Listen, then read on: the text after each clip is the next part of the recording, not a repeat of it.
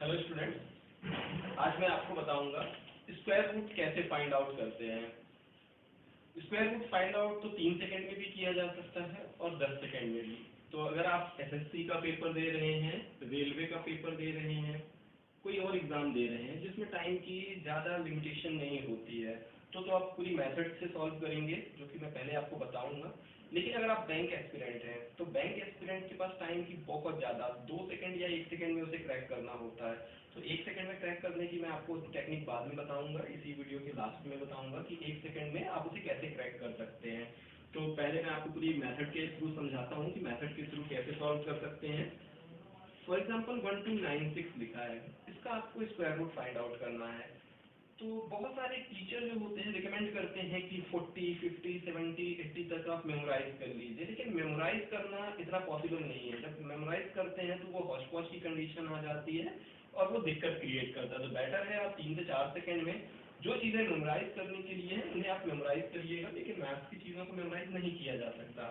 तो यहाँ पर देखिए कि जैसे हमने बचपन से ही देखा है 1 का स्क्वायर कितना होता है, 1 होता है। 2 का स्क्वायर क्या होता है, 4। अगर 4 है मतलब उसका आंसर कितना होगा, 2 होगा। तो यूनिट डिजिट से देखकर सॉल्व करते हैं। यहाँ भी हम यूनिट डिजिट वाली मेथड ही अप्लाई करेंगे। तो ये यूनिट प्लेस है, अगर इन प्लेसेस पे कोई नंबर आता है तो भी समझिएगा कि वो परफेक्ट स्क्वायर है। मान लीजिए कोई नंबर दिखा है 1332, तो दूर से ही दिख रहा है कि ये परफेक्ट स्क्वायर नहीं हो सकता है, क्योंकि इसके यूनिट प्लेस पे क्या आया हुआ है, 2 आया। तो बाद में मैं आपको इम्परफेक्ट स्क्वायर का भी बताऊंगा कि अगर कोई नंबर इम्परफेक्ट स्क्वायर है तो उसको कैसे फाइंड आउट करेंगे। तो अभी यहाँ पर देखिए, जब हम स्क्वायर रूट फाइंड आउट करते हैं उसके पहले मैं कुछ चीज़ें बताना चाहूँगा। जैसे बहुत सारे बच्चे कंफ्यूज होते हैं, सर स्क्वायर रूट में 2 लिखा है, 3 लिखा है, वो क्या रहता है, कुछ नहीं लिखा तो क्या है। यहाँ पर कुछ भी नहीं लिखा तो भी ये स्क्वायर रूट है, 2 लिखा है तो भी स्क्वायर रूट है, और अगर यहाँ पर 3 लिखा है देन ये क्यूब रूट कहलाएगा आपका। ओके, तो सबसे पहले मैं आपको स्क्वायर रूट बता रहा हूँ। तो राइट साइड से 2 डिजिट को अलग करेंगे, बाकी को अलग करेंगे। 2 डिजिट में सिर्फ काम इतना है कि यहाँ से यूनिट डिजिट देखेंगे हम। यूनिट डिजिट में क्या है, 6। तो हमारे पॉसिबल आंसर क्या हो सकते हैं, इसको चाहे तो आप लिख सकते हैं पॉसिबल आंसर लिख सकते हैं। पॉसिबल आंसर हो सकता है 4 और 6, मतलब आंसर के यूनिट डिजिट में 4 या 6 में से एक होगा, इतना कंफर्म है। अब 10th प्लेस क्या होगा, उसको हम यहाँ के रिमेनिंग नंबर से फाइंड आउट करेंगे। तो यहाँ पर जो 10th प्लेस पे नंबर आएगा वो एक ऐसा नंबर आएगा जिसका स्क्वायर रूट इससे बड़ा ना हो। जैसे हम यहाँ 4 लिख दें तो 4 का स्क्वायर रूट नहीं, स्क्वायर बड़ा नहीं होना चाहिए। अगर हम यहाँ 4 लिखते हैं तो 4 4 जब 16 बड़ा हो जाएगा, तो उससे छोटा क्या होगा, 3 3 3 है 9, इससे छोटा ही रहना चाहिए या इक्वल चल जाएगा। तो 34 होगा या तो 36 होगा। अब फाइनल आंसर क्या होगा, उसके लिए हम इनके मिड का हमेशा निकालेंगे 5 वाले में, क्योंकि 5 को निकालना, जिसके भी डिजिट यूनिट डिजिट में 5 होता है, वो दुनिया का सबसे इजी वर्क है, उसका स्क्वायर निकालना। तो हम बड़े आसानी से चेक कर सकते हैं। इसका हम स्क्वायर करेंगे तो 5 का स्क्वायर कितना होता है, 25 होता है। और इससे जो अगला नंबर आता है, रिमेनिंग डिजिट क्या बचा, 3 से अगला नंबर क्या होता है, 4। दोनों का मल्टीप्लीकेशन हम यहाँ लिख देते हैं। ये सिर्फ 5 में एप्लीकेबल होता है, बाकी जगह नहीं होता है। तो स्क्वायर आ जाएगा, तो कितना हो गया, 3 4 12। तो 35 का स्क्वायर कितना आ गया, 1225। अगर 35 का स्क्वायर इतना है तो हमारा नंबर तो इससे बड़ा है 1225 से, मतलब हमारा आंसर क्या होगा, 36 होगा।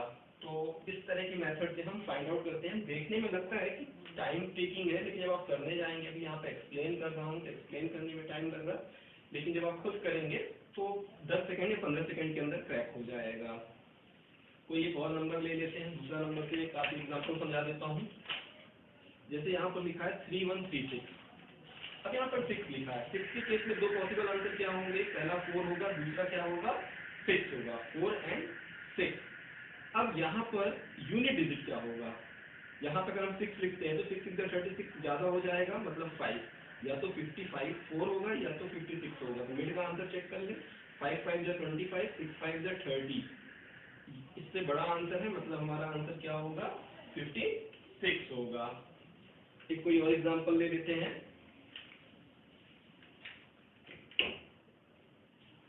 15129। अब ये नंबर लिखा हुआ है। अब यहाँ पर आपको क्या ध्यान रखना है, यहाँ से राइट हैंड साइड से 2 ही डिजिट देखनी है, इनको अलग कर देना, चाहे तो आप लाइन खींच के अलग कर दीजिएगा, इतना टाइम नहीं होता ये सब करने का। अब देखिए यहाँ पर 9 आया है, मतलब अपना आंसर क्या होगा, यूनिट डिजिट में 3 होगा या 7 होगा। बचा कौन सा नंबर, 151। अब 151 कि आसपास अगर आप सोचें तो 11 का कितना होता है 121, 12 का कितना होता है 144 एंड 13 का 169, तो 13 तो ज्यादा हो जाएगा, मतलब 12। या तो आंसर किसका होगा 123 का होगा या तो 127 का होगा। इनके मिड में कौन सा नंबर आएगा 125। अब देखिए इसको कैसे फाइंड आउट करेंगे, 5 का स्क्वायर करेंगे कितना आएगा 25। 12 से बड़ा नंबर कौन सा होता है 13, 13 12 जा कितना होता है 156। अब देखिए आपका 125 का आंसर कितना आया 15625, 15625, और हमारा गिवन वैल्यू क्या दी है, इससे छोटी दी है, मतलब ये आंसर किसका होगा 123 का होगा। इस तरह करके आप फाइंड आउट कर सकते हैं कोई भी वैल्यू को, दी हुई कितना भी बड़ा क्वेश्चन क्यों ना हो, आप उसे क्रैक कर लेंगे। अब मैं जो ट्रिक बता रहा हूँ वो ट्रिक आपको इम्परफेक्ट स्क्वायर में भी काम आएगी। इम्परफेक्ट स्क्वायर मतलब जो कोई भी नंबर दिया हो, आपको देखना ही नहीं है कि वो परफेक्ट स्क्वायर है या नहीं है, आप डायरेक्ट इस ट्रिक को अप्लाई करिएगा और आंसर लेकर आइएगा, लेकिन थोड़ा सा लॉजिक लगाना पड़ेगा। फॉर एग्जांपल मैंने पहले ही वैल्यू दी थी 1296, ये वैल्यू दिया था। अब इससे अगर हम बात करें कि इससे क्लोज, तो सबसे पहले आपको इसके क्लोज की वैल्यूज का पता होना चाहिए। फॉर एग्जांपल 30, ठीक है, इसका क्लोज क्या होगा 30 होगा। 30 का हमने निकाल लिया, सपोज करते हैं हमने 30 का स्क्वायर निकाल लिया, तो कितना निकल गया होगा 30 का स्क्वायर 900। अब 900 इसमें से निकल गया तो अप्रोक्स कितना बचा 396 बचा, ठीक है। अब आपको क्या करना, चाहे तो आप 400 भी लिख सकते हैं, इससे कोई फर्क नहीं पड़ेगा आपके आंसर पे, ठीक है। 30 का आपने पहले निकाल लिया, उसके बाद देखिए अब क्या करना है, इसका डबल लिखना है यहाँ पर, इसका डबल। अब देखिए दूर से दिख रहा है 6 6 36, 6 टाइम्स जाएगा, मतलब ये आपका आंसर होगा 36 पॉइंट समथिंग आएगा। लेकिन आप उससे टेंशन नहीं लीजिएगा क्योंकि यूनिट डिजिट में क्या है 6 है, तो आपके लास्ट में क्या होना चाहिए, तो 4 होना चाहिए या तो 6 होना चाहिए। यहाँ पे अगर 4 आया होता, 4 पॉइंट समथिंग आया होता तो अपन 34 बोल देते, लेकिन यहाँ पे क्या आ रहा है 36 पॉइंट समथिंग। अब आपको चाहिए क्या यूनिट डिजिट में 6 या 4 चाहिए, तो आप इसको 36 बोल दीजिएगा, तो आपका 2 सेकंड के अंदर ये क्वेश्चन क्रैक हो जाएगा। ये जो मेथड है ये ज्यादातर हम किसमें यूज करते हैं, इम्परफेक्ट स्क्वायर में, जब वो परफेक्ट स्क्वायर नहीं होता। जैसे अब इसके बाद ही देखिए मैंने एक दूसरा एग्जांपल दिया 3136, ठीक है। अगर हम बात करें कि 50 का स्क्वायर कितना होता है 2500, तो 2500 तो निकल गया, 2500 निकल गया, अब बचा कितना 636।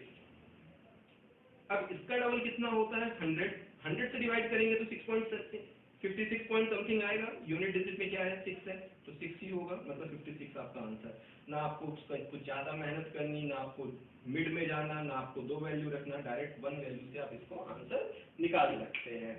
क्लियर। चलिए एक आध दो अब हम ऐसी वैल्यू देखते हैं जिसका पता ही नहीं है कि उसका आंसर क्या होगा। क्या होगा मीन्स कहने का, मैंने यहाँ पे ले लिया 8132। अब ये वैल्यू ले लिया, अब बच्चा कई बार इसमें बहुत कंफ्यूज होता है कि सर इसकी हम वैल्यू कैसे फाइंड आउट करें, इसमें तो वो है अप्रॉक्स तुक्का मार देते हैं, और हमारे पास इतना तुक्के की गुंजाइश नहीं होती कई बार कि 2 2 3 3 वैल्यूज को अलग करें, तो हम कितना क्लोज हो सकते हैं, ठीक है। यहाँ थोड़ा और बदल देता हूँ, यहाँ मैं 4 कर देता हूँ, ठीक है। अब देखिए 90 का स्क्वायर, इसके आसपास जो भी वैल्यू का आपको पता हो, 90 का स्क्वायर कितना होता है 8100। 8100 का तो आपने निकाल लिया, अब बचा कितना 332।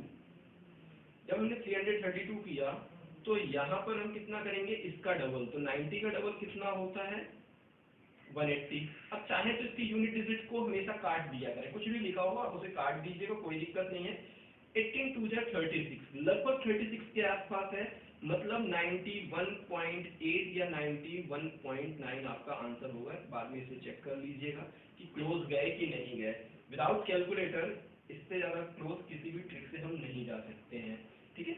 एक दो एग्जांपल और देखते हैं, इसको हम उसमें भी यूज करेंगे और इम्परफेक्ट स्क्वायर में यूज करेंगे। फॉर एग्जांपल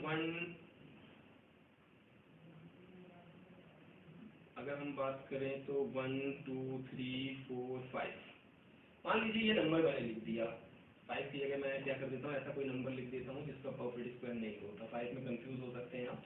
अब ये नंबर मैंने ऐसे रैंडम को भी लिख दिया।